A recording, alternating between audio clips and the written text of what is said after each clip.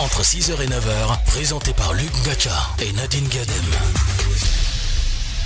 Je vous dis que nous avons affaire à un gouvernement de satanistes. Il n'y a rien à tempérer. C'est ça le malheur du Cameroun aujourd'hui. Et je sais tous les risques que je prends en le disant.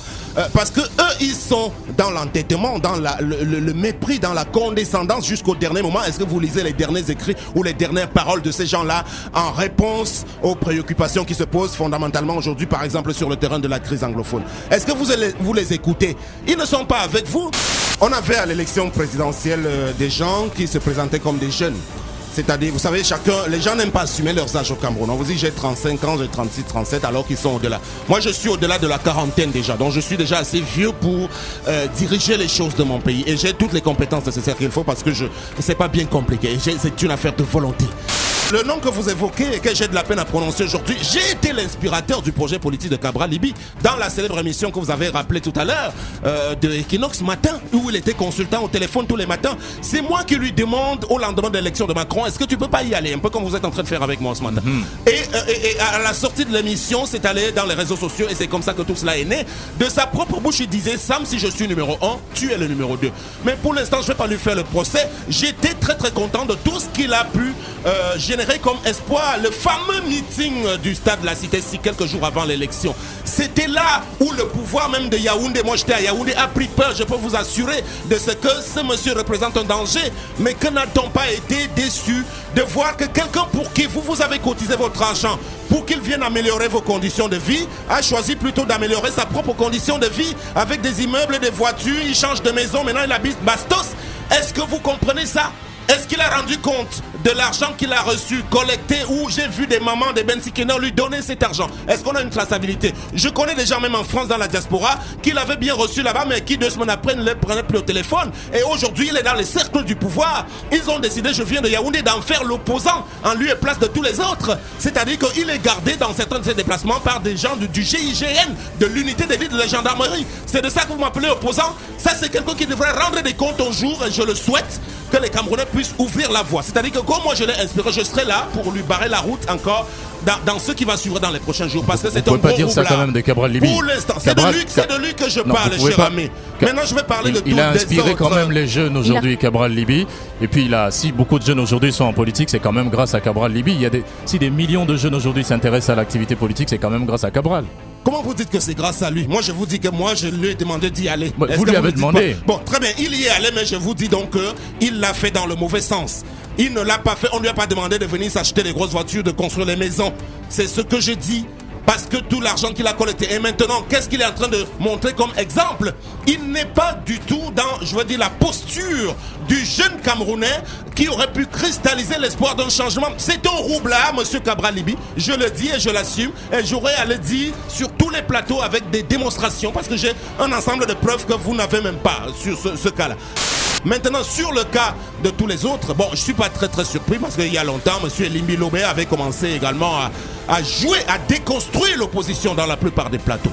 On peut comprendre qu'il soit un tout petit peu déçu de son départ des rangs du SDF, mais aujourd'hui, c'est tout à fait clair qu'il a basculé. Vous savez, on est avec quelques leaders d'ici et d'ailleurs dans un projet de plateforme qui devait être mis en place. Alors, on avait déjà choisi de trouver le nom. Après, ils se sont retrouvés dans une réunion. Et bien, on a choisi de mettre le nom Kautal avec Madame Abiba Issa. Monsieur Limbi s'est précipité à aller sur un plateau de télévision. On ne lui a pas demandé pour parler du projet Kautal.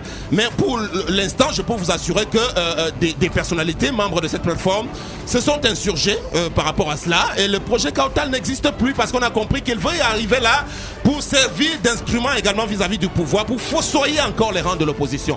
Le parti au pouvoir se contente de ses avoirs et essaye de les maintenir avec toutes les combines que vous connaissez. Maintenant, dans les forces dites de l'opposition, il est bien difficile de se dire aujourd'hui que nous avons une opposition digne de ce nom. Qui est le chef de l'opposition aujourd'hui au Cameroun? Est-ce que vous pouvez me répondre à cette question-là?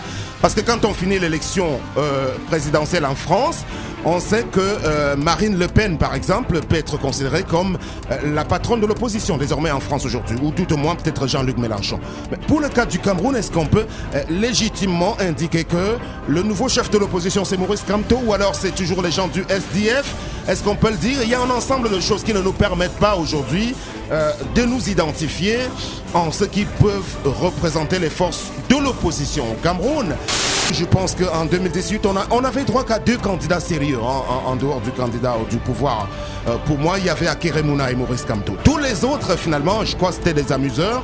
Et aujourd'hui, on peut bien s'en rendre compte. Vous avez vu les prises de position qui ont été celles de la plupart de ces gens-là. Lorsqu'on a proclamé la farce du 6 novembre, l'investiture du président sortant qui a rempilé. Et aujourd'hui, donc, il me semble que cette opposition-là a besoin d'être redéfinie. Si vous voulez, la politique dans son ensemble au Cameroun, parce que je ne suis pas là pour faire un discours qui vise à décourager les populations. Je suis interdit de parler dans une radio de Yaoundé, de travail, parce qu'il y a depuis 2, 3, 4 mois, j'étais en consultation sur 2 ou 3 médias où j'ai été viré pratiquement sans indemnité, sans salaire, sur l'ordre du régime de Yaoundé. C'est-à-dire que même si j'avais 2 ou 3 contradicteurs tous les jours dans des émissions de radio en pleine capitale, mais jusque-là, ils trouvaient que c'était suffisamment osé et qu'on ne devait pas me laisser. Donc, je reviens à Douala aujourd'hui pour donner ce message. C'est-à-dire que moi, j'ai pratiquement pas de boulot. C'est-à-dire que je ne suis pas aujourd'hui employé quelque part, mais je continue de parler. Quand je partais de Douala, et j'avais été averti par mes derniers employeurs de Equinox qui n'avaient pas souhaité que j'y aille. Mais au jour d'aujourd'hui, finalement, moi, j'avais choisi de tout balancer en l'air, en prenant toute ma famille, en emportant tout pour me sacrifier comme cela. Qu'est-ce que vous voulez encore que quelqu'un fasse comme sacrifice?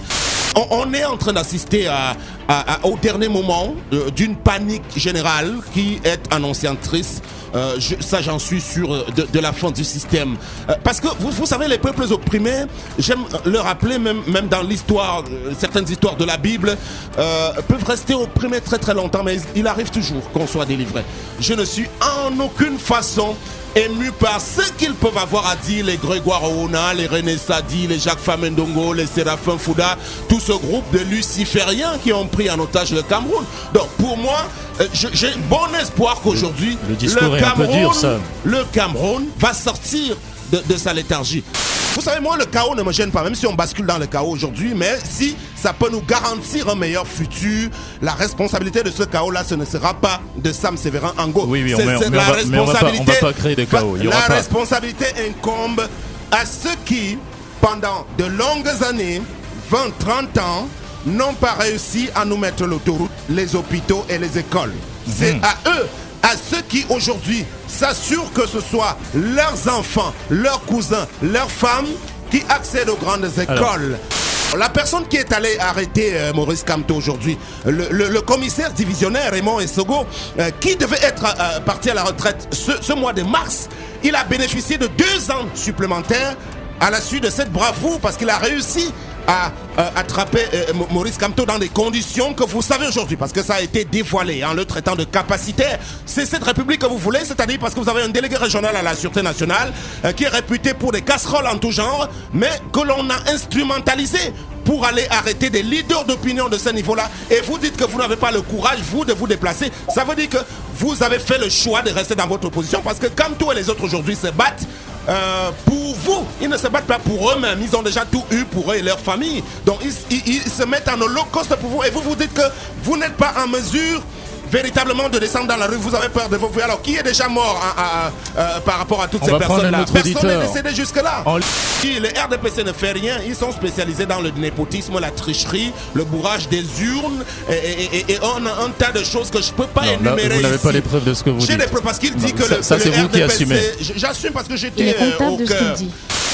Il faut que les gens assument. Moi, je ne leur fais pas le reproche de se rapprocher du pouvoir. Bon, je ne peux pas trop m'attarder sur ce cas également, parce que vous le savez, depuis l'an dernier, à la limite, finalement, on peut comprendre leur choix, parce que quand on passe le temps à être en difficulté, tout le monde n'a pas la même force mentale que nous autres nous avons, c'est-à-dire de supporter jusqu'au dernier moment et de ne pas être tenté. C'est ça la réalité. Les gens ne supportent pas la souffrance. Les gens sont très très pressés d'aller vers la conquête des biens matériels. Alors, moi je suis quelqu'un qui a fait les 4 continents. Si je voulais la facilité, je serais resté au Brésil, je serais resté au Qatar, je serais resté en Belgique, où j'ai été un peu partout. Bon, mais est-ce que Moussanga Nyamzing est un homme politique? Je ne sais pas, il n'en est pas un. Parce que, voilà encore, il y a beaucoup de naïveté, il y a beaucoup d'imposture sur là. Vous savez, Charles Ateba, il avait théorisé le concept de l'imposture, où on décide de créer une valeur qui n'en est pas une finalement. il a quelques petites conditions, connaissances, j'allais dire en matière de sciences politiques. Ça ne fait pas de lui un homme politique au sens premier du terme.